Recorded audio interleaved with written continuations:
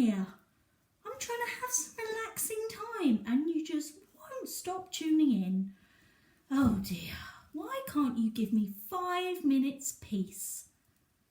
Well, luckily, today's book is a book exactly about that. It's a book for mummies and daddies a bit too. It's called 5 Minutes Peace by Jill Murphy.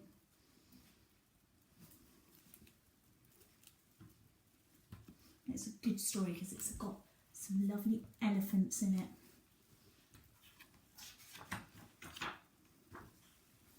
"5 Minutes Peace" by Jill Murphy.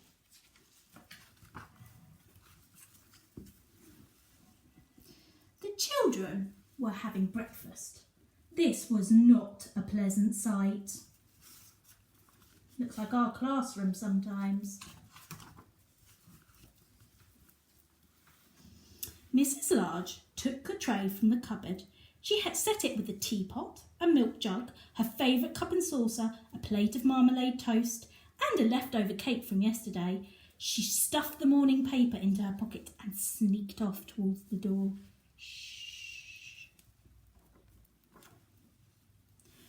"Where are you going with that tray, Mum?" asked Laura. "To the bathroom," said Mrs. Large.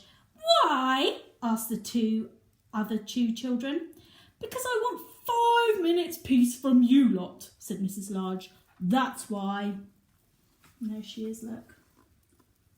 She's looking a little bit fed up. "Can we come?" asked Lester as they trailed up the stairs behind her. "No," said Mrs. Large, "you can't." "Then what should we do then?" asked Laura.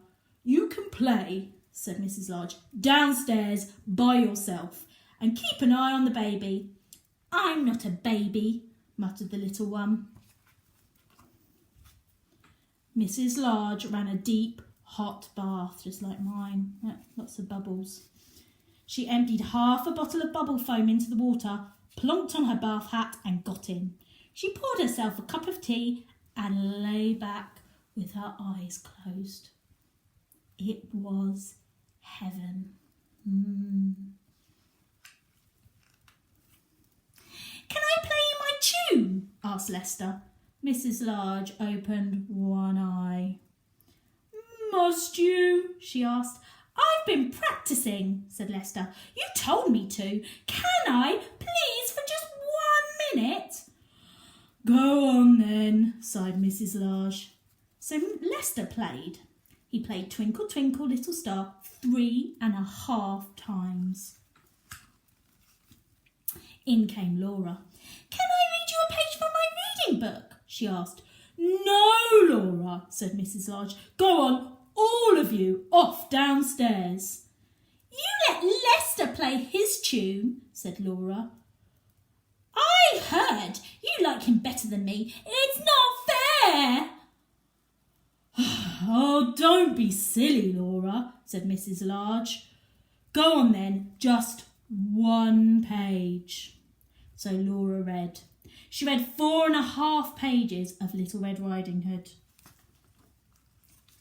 In came the little one with a trunk full of toys. "For you!" he beamed, flinging them all into the bath water. "Thank you, dear," said Mrs. Large weakly. "Look at all those toys he's got. I haven't got any toys in my bathtub. I'd quite like some toys to play with."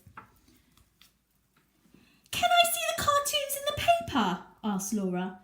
"Can I have the cake?" said Lester. "Can I get in with you?" asked the little one. Mrs. Large groaned. In the end, they all got in. The little one was in such a hurry that he forgot to take off his pyjamas. Oh no, I think I've forgotten to take off my pyjamas too.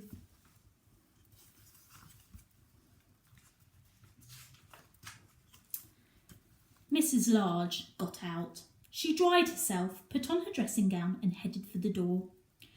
"Where are you going now, Mum?" asked Laura. "To the kitchen," said Mrs. Large. "Why?" asked Lester. "Because I want 5 minutes peace from you lot," said Mrs. Large. "That's why." and off she went downstairs, where she had 3 minutes and 45 seconds apiece before they all came to join her. They've left a bit of a mess for her to tidy up. And there they are, all coming down to join her. Now, I think I'm going to have 5 minutes peace from you lot. Maybe you can give mummies and daddies a little bit of time as well. I'm sure you can do something really quiet. Maybe you could play the quiet game. Or maybe you could go and write them a story. Nice relaxing story to give them a little bit